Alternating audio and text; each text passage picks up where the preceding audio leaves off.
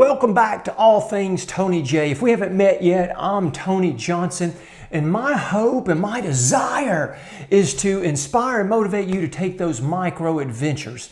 You see, I'm not going to Nepal and I'm not climbing Mount Everest, and you're probably not either. So why not take the time to have some micro adventures close to home, or maybe even those of a personal nature? And that's what today's is all about. In fact, I'm going to tell you a little bit today in this episode, catching you up on the training of my 48-hour endurance race. I left you last week with wondering whether the race is going to take place or not. Well, I will answer that today. But not only that, I'm going to also catch you up on my training and the way that I train. And you see, I'm just an average runner.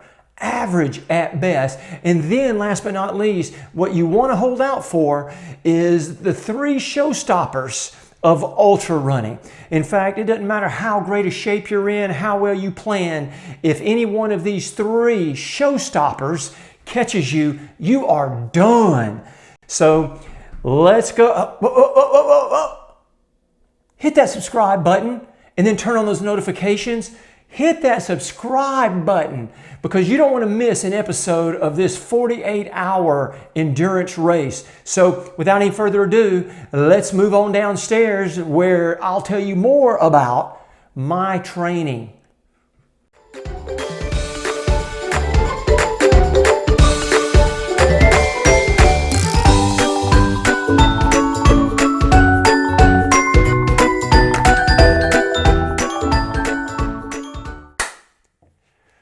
Well, let's talk training.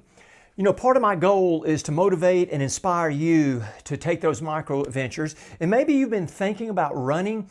Well, in our last episode, I told you how I started, but just to give you an update, I'm a bigger runner. I come in at about 220 pounds, 6'3". And again, when I show up for ultra racing, there seems to always be a skinny fest that has broke out, some kind of skinny convention. So I just want to let you know that if you're a bigger person and you're thinking about ultra running, you can do it, because if I can do it, you can too. Now, part of my running philosophy is a little unorthodox. I believe in low mileage. And so I'll go out usually on a given run anywhere from 3 to 7 to maybe 12 miles. But I really emphasize the long run of usually about 20 miles. Now, what else is unorthodox about my training style is I run for fun. So if I go out and I'm not feeling it that day, then I'm done. I'm not going to push it and hurt or whatever. It's supposed to be fun. And so you'll find me often just doing shorter mileage and then really getting after it if I'm feeling good and get into the groove. Now, currently, I'm in a taper phase. And so that means that I'm cutting my mileage down, but I continue to be a hybrid trainer. And so that means I believe in lifting weights. And as you well know from the last episode, I'm an ex-competitive power lifter. And so I still love hitting the weights. I find those to be beneficial. I still do a lot of compound movements. I like to work on the core and things of that nature. So I encourage you to, if you enjoy lifting weights, don't be afraid of running. The cardio is fantastic. You too can do it. So how did my actual week go this week? Well, I'm glad you asked. In fact, it was a great week, partially because I wasn't running a lot of miles, again, in the taper phase. And so I found the weather to be really, really nice for most of the time, but on Tuesday, it was raining. It rained and rained and rained and rained. And so really and truly by the end of the week, I'm only going to get in probably about 15 miles, but that's because I'm in a taper phase. Now, if you're not familiar with the taper, that just means when you're getting close to race day, you start dialing it down, because either you're in the zone by now or you're not. And all you're going to do if you don't start tapering is you're going to risk injury. But you don't want to overdo it either. You want to have your body fresh and not sore before the race begins. Now, as I say that, being sore, I have been having a problem with my Achilles. And I was using something, and you may not be aware of this, but I use something called floss tape. This particular one is this brand. And you can Google search it, floss tape, and I'll put that around my ankle and do a lot of different stretching exercises, and it pretty much works everything out. So overall this week, I would say that my training went about like I had planned. The weather was really good, no big deal, got my low mileage in, and my long run now is really not a long run because the race day is getting closer. Now, speaking of race day, as you well know from the last time we met together, we weren't sure if the race was going to go or not. I don't know if you're aware, but we're in the middle of a pandemic. And so I found myself wondering if we were going to be able to go or not. And here was the hard part. I mean, it was hard, is that we weren't going to know until a few days before the race. And then in the email, it even said the race wouldn't look like it did last year. And so we weren't sure what that was going to look like. So I contacted the race director. And by the way, the race director for this race is fantastic. And she actually told me that everything looked pretty good right now. And then I received an email this week, the race is on. Yes, yes, yes, the race is on. And so everything is looking good. And so I couldn't be any more pumped for it. And so we're going to be running. And so supposedly some things are going to look a little bit different, but not totally. And so I couldn't be any more excited because I put in a lot of training for this. And so the race is on. And so now I kind of want to switch gears, and we're going to go to the 3 biggest showstoppers in ultra running, in my opinion. If you mess up on any of these 3, then you're not going to have as good a race as you thought. You could have had everything else dialed in, but any one of these 3 and you're done. Months and months of training. So what are they? Hold on, I'm about to tell you.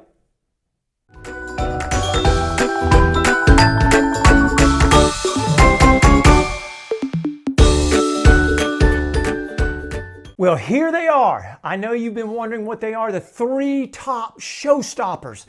Once again, remember, no matter how great your training has been going, if any one of these 3 catches you, then it's a high probability that race day is over. Okay, so what are the 3 top showstoppers? Now, not in any certain order. Number 1, blisters. Blistering becomes an issue. And now you probably already figured that out. But what you don't realize is that, I know they tell you don't pop them. Well, you try to run and walk for 48 hours with a blister that you don't pop. So this is what I do. I'm not recommending it to anybody else. But here's what I do. I take a pin and I pop it because it'll become unbearable. Now, what you may not realize is a lot of times over a 48-hour period, there can be a lot of rain. And so one of the ways to prevent blisters is to periodically take your shoes off, put on a fresh pair of socks, carry plenty of socks so that doesn't happen. Because once the blisters start, if you don't do a lot of self-care, then you're in trouble. In fact, self-care is really the focus of what you need to do during a 48-hour race. You got to take care of yourself. You can't get too crazy about your strategy. So number 1, showstopper is blisters. Number 2, and you may not have ever thought about this, but chafing. Chafing is horrible. And so I remember at the last race that I think I ran 71 miles or so. I remember that the chafing got so unbearable. In fact, it wasn't in the place that you would think, where some people use something called monkey butt, so you can figure it out for yourself. But it was between my legs, just that friction, hour after hour. And then it rained, and so you have on nothing but wet stuff. And then it rained, and it rained, and it rained, and it rained again. And it was just a terrible thing. So how do I prevent chafing? Well, I use something called Ep-4. Ep-4 is my go-to.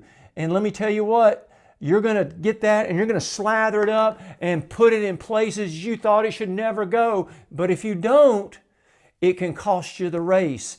It hurts that bad. Now you can go and sit down for a little while and think it's over, but it's not. So the best thing to do, be proactive, for crying out loud, and take care of that. And then the third one that happens probably more than any of the other 2 is nausea. because your GI tract, as we've talked about before, is going up and down, up and down, up and down. And so if you don't take care of it, you're going to get so nauseated and you're going to be throwing up, dry heaving, and that will shut your race down. And so the best thing to do is to train with the same nutrition that you're going to use during the race. Boom! No brainer, right? Well, that's what you need to do. And so I'll tell you some of the things that I do. Number one, let me remind you that there's always, usually there's a food tent, an aid tent, and they have great food, a lot of different things, a lot of sweets, a lot of carbs, but you've got to determine if that's going to fit well for you on that particular race. Now, here's the problem. Sometimes it might in one race and it doesn't in another.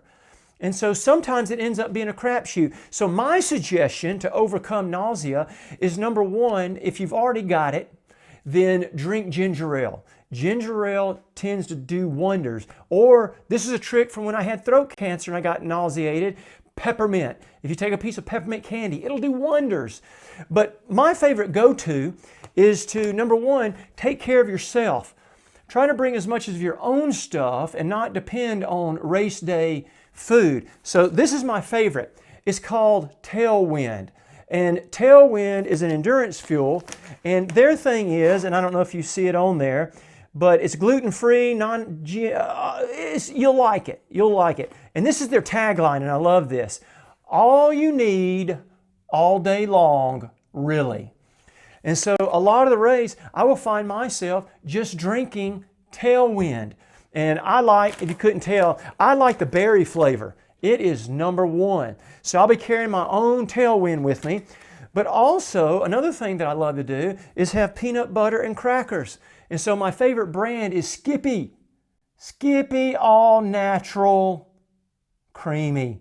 Doesn't get any better than that. And so I'll carry my own peanut butter and crackers. Some of them I'll make up before I go and put them in my cooler so that goes a lot better than what you would think. And then my favorite drink when I'm not feeling well is Coca-Cola. For some reason, that sugar hit does me well. Now, it doesn't for everybody. Some people like Mellow Yellow and Mountain Dew and get that caffeine hit, and that's cool if that's what you want to do. So those are the three big showstoppers. In fact, they will mess you up. And there's nothing more disheartening than to be in good shape, to have paid what it costs to travel, to get all your gear together, only to go down and pull up gimpy before you reach the finish. Now, I'm going to give you a bonus today. In fact, another thing that you need to think about that you won't think about often, but I'd love to carry this with me every time, chapstick. Because it just gets annoying when you're breathing in that air. I mean, you're sucking wind literally for hours and hours and hours. And so if your lips get chapped and they start to blister, that's an issue. If you're running during the day, don't forget that sunscreen. So take care of yourself. That's the focus. The three showstoppers: blisters, chafing, and nausea. Now, I want you to go hit that subscribe button, but before we get into all that, I want to let you know that you want to be a subscriber, because the next episode, I'm going to tell you what I pack for a 48-hour endurance race, because if you forget something, that is a drag. And so not only am I going to do that, I'm going to tell you my 3 goals. Every race that I go to, I have 3 goals. I'll tell you what those are going to be, and I'll tell you why I choose 3 every time. So go hit that subscribe button, hit the notification, and until we meet again, I'll see you next week for episode 5 of Running 48 Hours.